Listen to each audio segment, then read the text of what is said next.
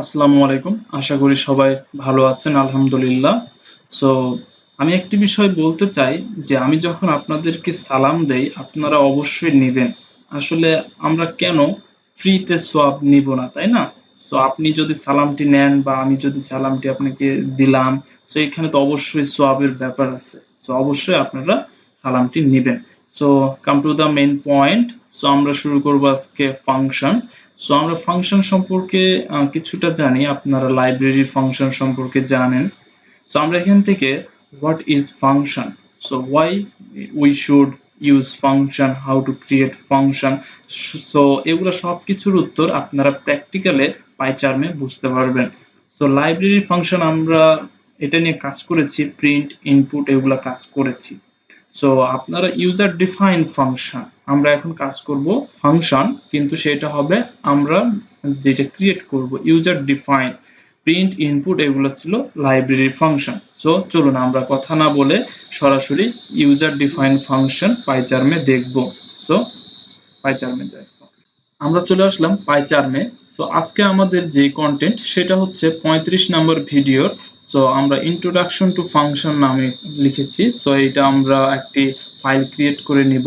So then আমরা শুরু করি। 10 কি হবে 20, ওকে, এন্ড সাম। আমরা এই দুইটা যোগ বের করব। So a plus b and print করে দিব হচ্ছে, সো প্রিন্ট সাম। সো অবশ্যই আমাদের এখানে কাজ করবে 30 আসার কথা, তাই না? সো আমরা প্রিন্ট করে দেখি, রান করব। হ্যাঁ, আমাদের এখানে 30 আসতেছে। সো সাপোজ আমরা যদি চাই আরেকটি করব, সাপোজ আমরা 20 যোগ করব এখানে, ওকে। সো আমরা রান করে দেখি যে কি আসে আমাদের। ওকে, 30 40। তো আপনারা দেখতে পারতেছেন এটা অনেক সুন্দরভাবে কাজ করতেছে। তো এই জন্য আমাদের যতবার আমরা করব ততবার আমাদের এইভাবে সাম প্রিন্ট করতে হবে। সো এই কাজটিকে সহজ করে দিয়েছে হচ্ছে আমাদের ইউজার ডিফাইন ফাংশন। সো আমরা এটা কিভাবে করতে পারি?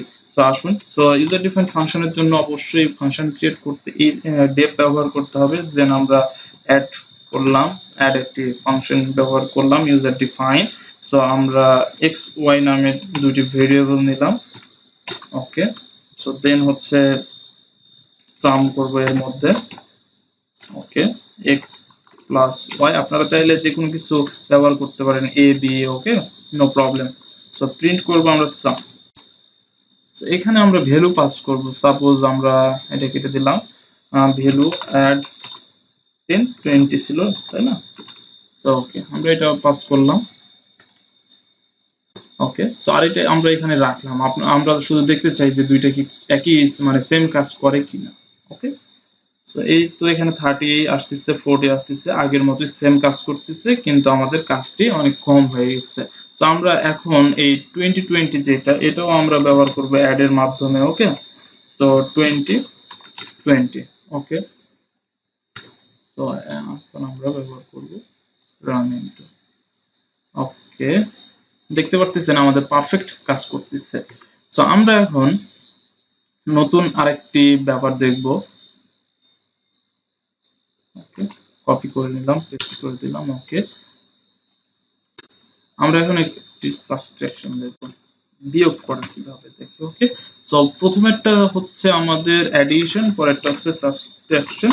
সো ওকে, সাব, এখানে সাব করলাম, আর এটা হচ্ছে আমরা অ্যাড করলাম। তো দেখি আমাদের এই উপরেরটাতে অবশ্যই 20 10 30 আসবে, আর আমাদের নিচেরটা 0 আসার কথা। সো দেখি কাজ করে কিনা ঠিক মতো। সো এখানে 40 আসে, কারণ আমি এখানে সাব করেছি কিন্তু মাইনাস তো দেই নাই, সাইনটি। সো আমরা সাইন ইউজ করলাম, দেন ওকে। অবশ্যই আমাদের ঠিক মতো কাজ করতেছে। এখানে যদি আমরা 1 দিয়ে দেখি, সো আমাদের অবশ্যই 10 আসবে। আমরা আবারও দেখি, হ্যাঁ, আমাদের ঠিক মতো কাজ করতেছে। সো আমরা এই টাইপের মাল্টিপল বা ডিভাইড এই সব কাজ আমরা এভাবে করতে পারবো, বা অনেক কিছুই আছে আমাদের ইউজার ডিফাইন ফাংশনের মাধ্যমে আপনারা করতে পারবেন। সো আশা করি ফাংশন, ইউজার ডিফাইন ফাংশনের মেথডটি আপনারা বুঝতে পেরেছেন। সো থ্যাংক ইউ সবাইকে ভিডিওটি শেষ পর্যন্ত দেখার জন্য।